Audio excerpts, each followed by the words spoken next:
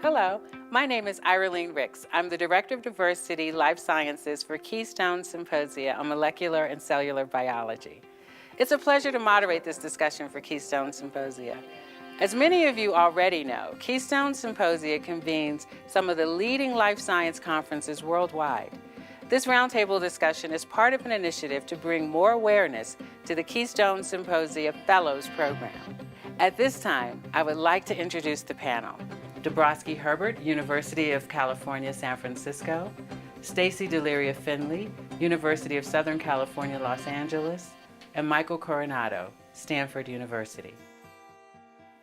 So, welcome, and tell me a little bit about yourself. Sure. I'm Stacey Finley. I'm an assistant professor of biomedical engineering at the University of Southern California. And my research program has to do with developing mathematical models. And we look at different cell signaling pathways as well as metabolic pathways. And right now we're focusing our work on cancer. So what sparked your interest in this particular kind of science? Sure. So I did 3 internships as an undergraduate student. I was at Procter & Gamble, and I was in the manufacturing division. So that meant I had like steel-toed shoes, hard hats, like the full thing as a chemical engineering undergraduate.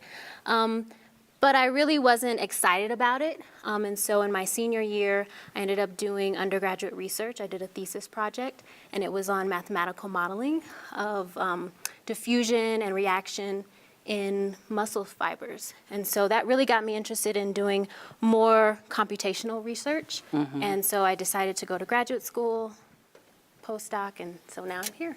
Excellent. Okay, so Michael, tell me a little bit about yourself and what got you interested in science. Yeah, sure. So my name is Michael Coronado. I'm junior faculty at Stanford University. I'm in the Pediatrics department. I'm within the division of Pediatric Cardiology there.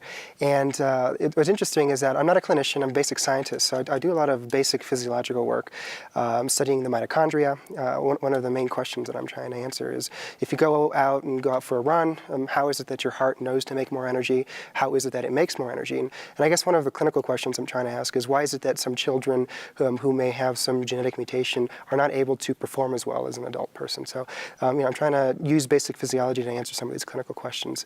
I kind of took a long road to get where I'm at. When I was an undergrad, I wanted to do med school, and that was kind of my only thought, because that's all I knew coming from the background that I had. And it wasn't until I did an internship at NIH that I learned that science can be more than just med school. And when I did that, I was working with some of the grants officers and reviewing grants that were through the institute there. And when I was reading through these grants, I was looking at them, I'm like, wow, this is some really interesting work. I want to do this kind of stuff. So when I got back from my internship, I immediately tried to find a lab that I can work with. And I found one, and I had an excellent mentor who really set me on the path to go and do a PhD and do a postdoc, and I ended up where I'm at now. So. Okay, very good. So De'Broski, you are now on the SAB, and you were once a fellow, just like Stacey and Michael. So tell us a little bit about why you were so excited to become a Keystone Symposia Fellow. Keystone Symposia has been part of my career ever since graduate school. So that alone has garnered an intense amount of excitement to now be a part of an institution, an organization that has brought to my attention some of the most outstanding science across the world. It has catapulted me into public speaking. I've had many opportunities to present my work on a very grand scale, but also on a very intimate scale. So that alone has been a huge boon. But I must say that the mentoring aspect, the intimate interactions with individual members, as I was able to, get that opportunity as a fellow.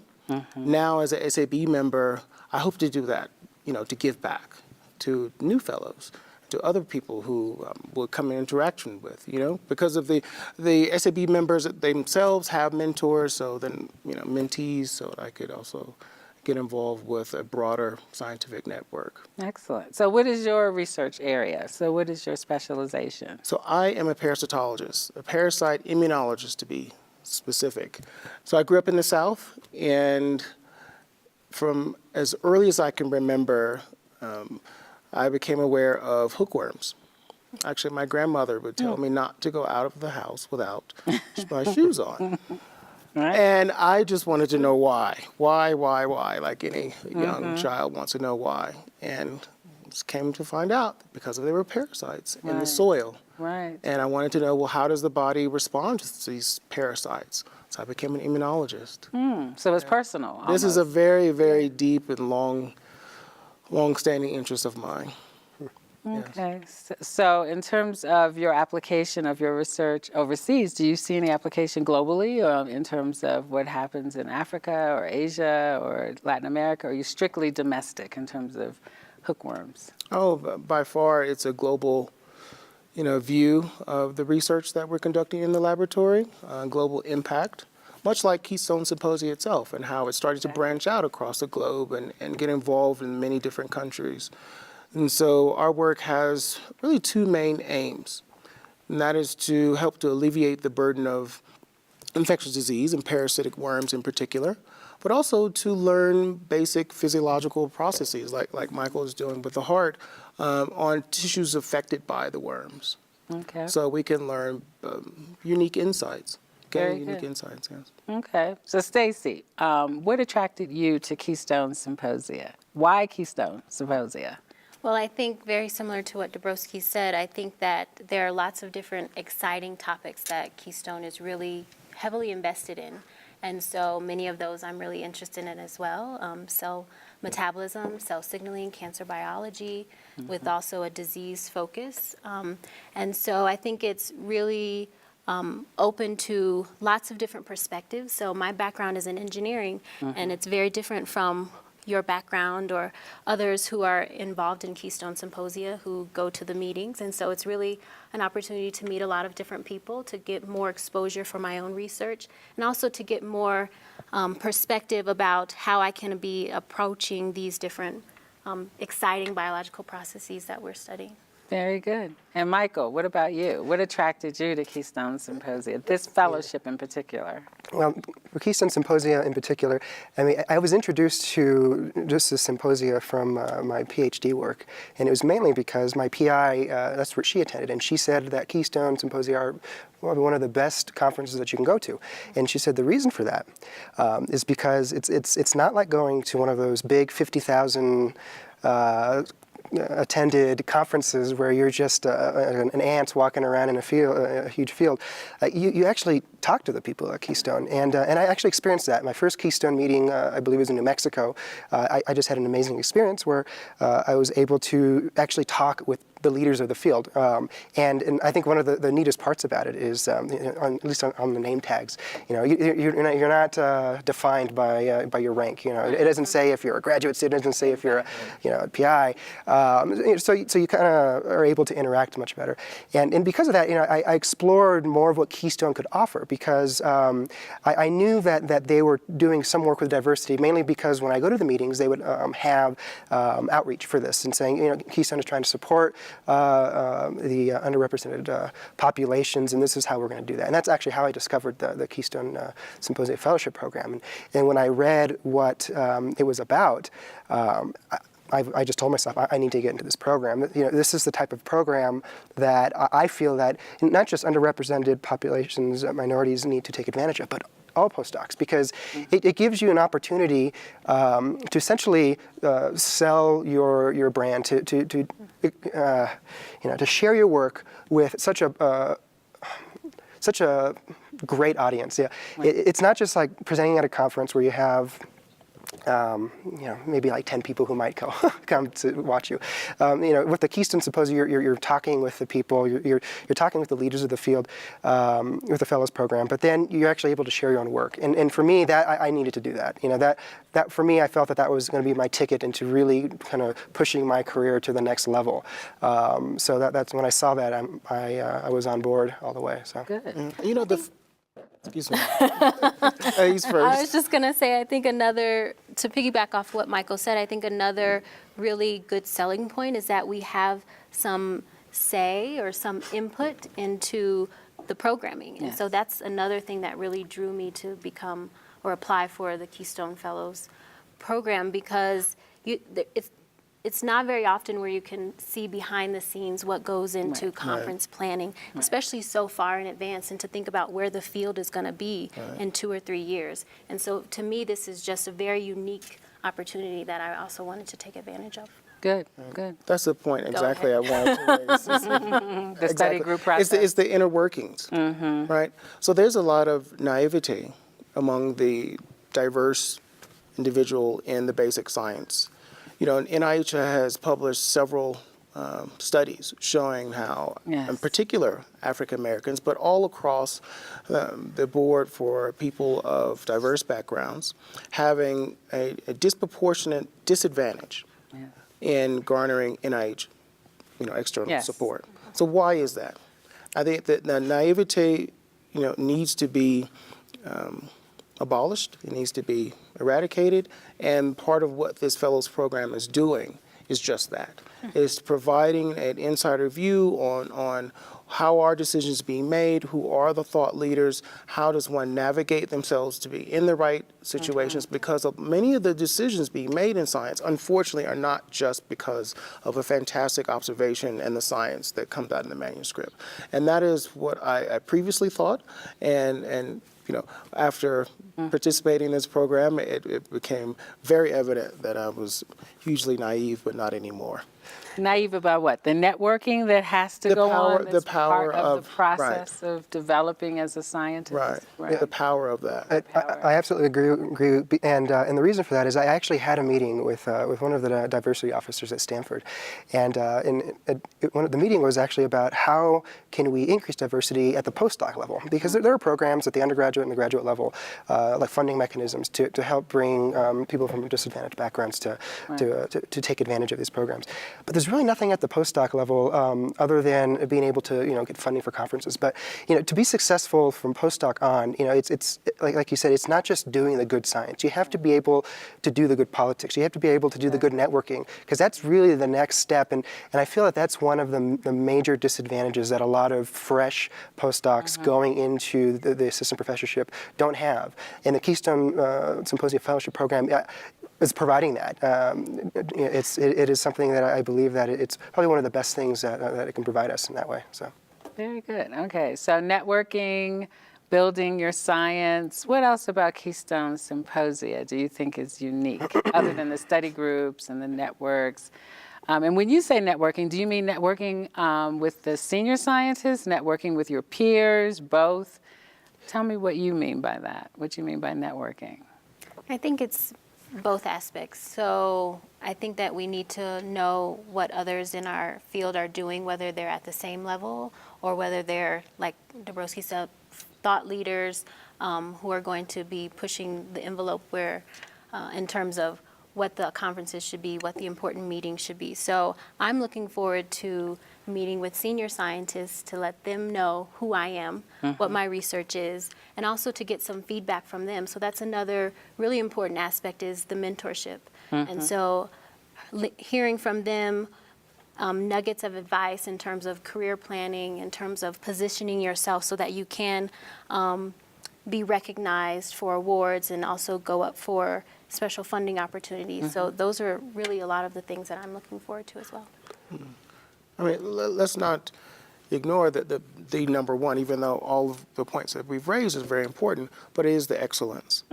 So the format of the Keystone meeting being very different from your larger society meetings, as Michael had mentioned, it means that there are select positions for short talks, for main symposia talks, for posters, and so you're really bringing your A+ game. And that Absolutely. Being in that field and knowing that this is what is expected, it really puts the cherry on top. Yeah, I absolutely agree. I mean, I've been to many conferences, the large ones, but the only place I've ever actually found a collaborator that I've worked with long term has been at a Keystone Symposia. And this is before my chance to really start becoming a tenured faculty. So I can't wait to be able to take that next step once I've started down this tenure track, to be able to continue that. And Keystone is really the place where you can find those people, because they are the best, and that's what I've come to expect of the symposium. And part of the process for the Keystone Fellows, the application process, you had to indicate that you are willing to serve as mentors for next generation scientists who are even younger than yourselves and your babies, as far as I'm concerned. So what does that mean to you, to serve as a mentor, to mentor others? How do you see that process unfolding? This has probably been one of the goals since I started really doing my PhD. Is I wanted to be a mentor for people who come from disadvantaged backgrounds, and the reason for that is because that's why I'm here. I had no idea what you could do with science, and it wasn't until I had my experience and had my own mentor who mentored me that I went down that path. I want to be a mentor so I can pay it forward, so I can continue to train the next generation of scientists so they can also go through that window that I took. Because if they're not introduced to it, they're never going to take that. And they may go down an avenue that they might be happy with, but there's just so much you can do with science. There's so much you can add to the world, and I feel like that's a wonderful thing. Because you could publish 1 million papers, but really, if you can train 10 good scientists, it's exponential. You're just going to have such a big impact. And that's really what my goal is to mentor and do that. Okay. Do you have a favorite story that you want to share? A favorite story? About mentoring? Probably my favorite story is I had a high school student. He was underrepresented, a minority student. He wanted to do research. And I believe he wanted to do kinesiology. He wanted to do like exercise science. And I'm like, okay, well I do a lot of exercise work. And so he came into my lab, and I had him do some exercise studies with some animals, and he just loved it. He only did it for a week, and that's all it took. It took 1 week for him to be introduced to kind of the world of science. And he is now, I think he's in the middle of his first year. He's a biochemistry major, and he's doing excellent. And I'm hoping that's like the motivation to really make it so he can continue forward, do well, and hopefully, get a PhD and do research like he intended. So, but I don't think he would have ever done that if he hadn't had that 1 week experience. That's all it can take, and I think that's the most memorable that I've had. Nice. Stacey, what about you? Have you mentored someone and have a story to share? Yes, definitely. So I was involved in a nonprofit organization that was based in Washington, D.C. as a postdoc fellow. And so this organization, it was called Luis's Angels. So we were focused on looking at middle school underrepresented girls who were perhaps didn't have science on their radar, and so that we could introduce them to what are the opportunities that an engineer can do, specifically focusing on engineering, and also sort of shifting the thought about what an engineer looks like. Right. That it's not just a white lab coat and a certain or a 60 profile, plus person, exactly, a certain profile that you had to fit. Right. And so I think a lot of it that I was really excited about is showing them the opportunities, but also letting them see my face and telling them about my experiences. And so just like Michael said, I think you open up a lot of doors, and it was really great to open up the doors for these girls who science just wasn't something that they were even being pushed towards. Encouraged, and I think that's something that I was really excited to do. And I say that it's really important to pay it forward and do the mentoring, because I've had some really great mentors in my career. Oh, good. And so just trying to mimic some of their characteristics and to push people like they pushed me, it's a career goal of mine. Very good. And De'Broski? I know you have many stories. I'll have to give you a select few. But there were 2 students in particular. This was during my early tenure on the tenure track as an assistant professor. And during the summers, invariably, there's a deluge of students. And there were 2 in particular, Lauren Lewis and Lucas Dawson. These 2 individuals were just absolutely dynamic, much to the chagrin of my wife, because I stopped coming home for dinner on time.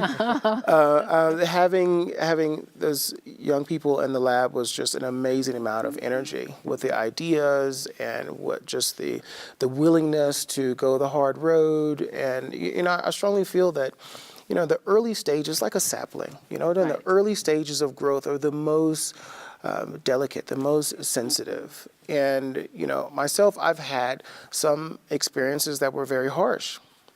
I've had some experiences that were very congenial and pleasant. Did you learn from the harsh ones? or- Absolutely. Okay. Absolutely. Much of what I do not want to Inflict upon others. other young people, but very, very valuable lessons. Yeah, I think I'm sure. every aspect of the scientific career I've had has been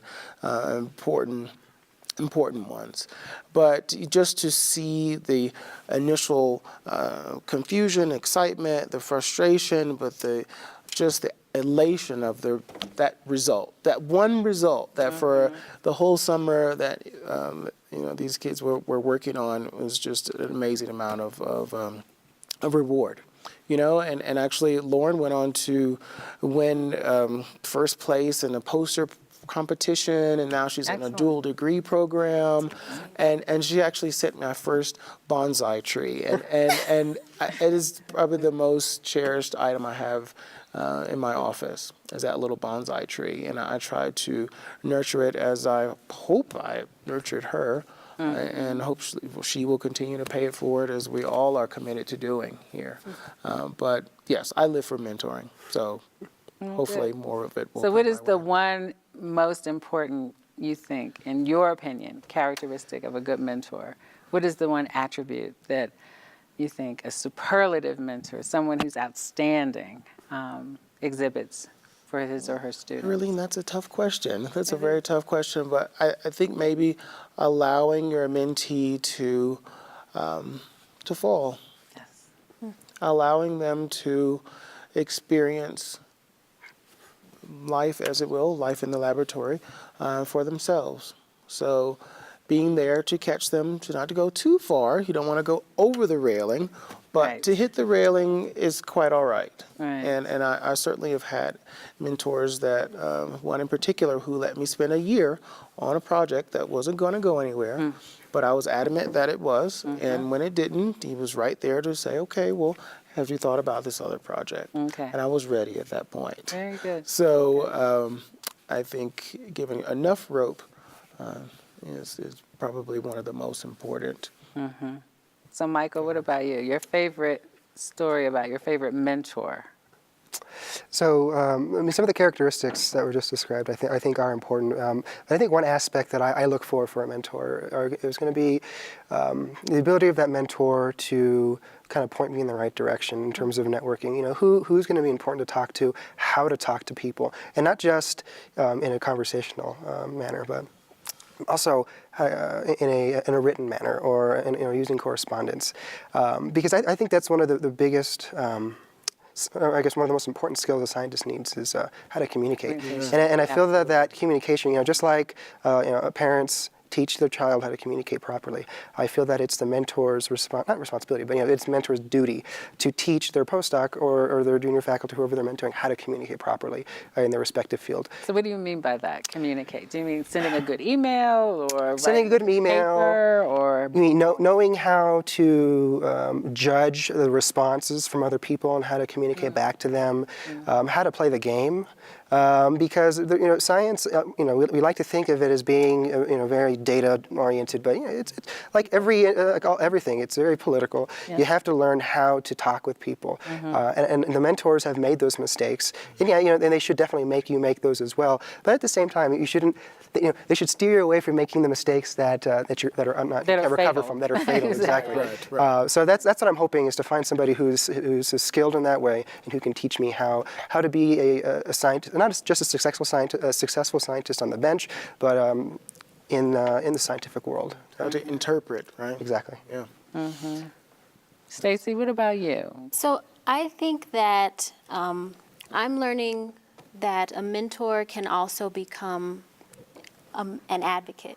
And so that's really a characteristic that I think comes for the best mentor possible. And by that I mean someone who can go to bat for you, like Yes. Michael was saying, in written form, in oral form, who can be working behind the scenes to let people know about what you're doing, to highlight the work that's coming out of your lab or the work that you're doing and the grants that you're putting forward. And so when I look for characteristics about how to mentor other people or the characteristics about how to find a good mentor, I'm hoping that it will translate into them becoming an advocate for me as well. That's So I very know that important. not all mentors are advocates, Right. and you can get different things from different people, but I think that's really what can make a great relationship in terms of mentor-mentee. So if you had your Keystone Symposia mentor standing over here somewhere, what would you say to him? I don't think we have any female mentors this year. No. So what would you say to him? So I'm looking forward to a long-lasting relationship, one that goes beyond just this year that we are Symposia Fellows, and also to learn about some of the approaches that he's using. So he's in computational neurobiology, and so some of the things that he's using, how can I use some of those approaches in my own work? But then also to go a little bit deeper than that in terms of career advice, positioning for awards and for grants and all these different things.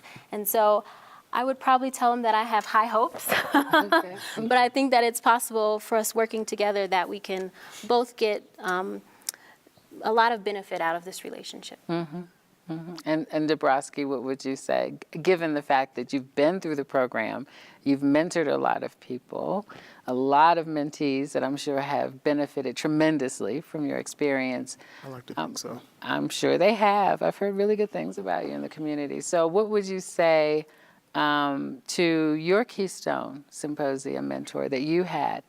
If you, now that you've had the experience, and you can say, what did you learn from him? Well, first I would say thank you, and just the wisdom of being patient.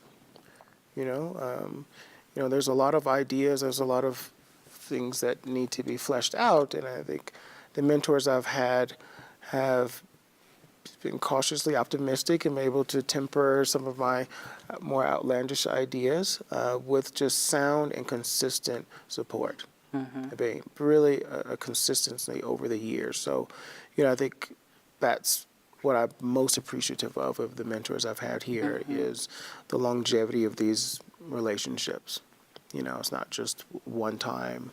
It's really consistent because as the career unfolds, you know, it develops into different directions, and there's decisions that need to be made. Just like at the SAB, we come here to make decisions about the next 4 to 5 years. How does one make that decision? So,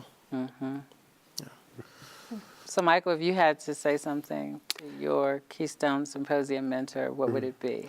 Yeah, so I chose my mentor for a specific reason, and the reason for that is his field is different from my field in that I'm academic and he's industry, and the reason why I did that is I have quite a few academic mentors, but I don't have any industry mentors, and I feel the future of science is going to have to be a merging of academia and science because of funding, and I want to understand what are his beliefs on that. You know, how does he think that industry and science, academia can interface with each other in a way that's not taboo, that a lot of the academic institutions may look at that as.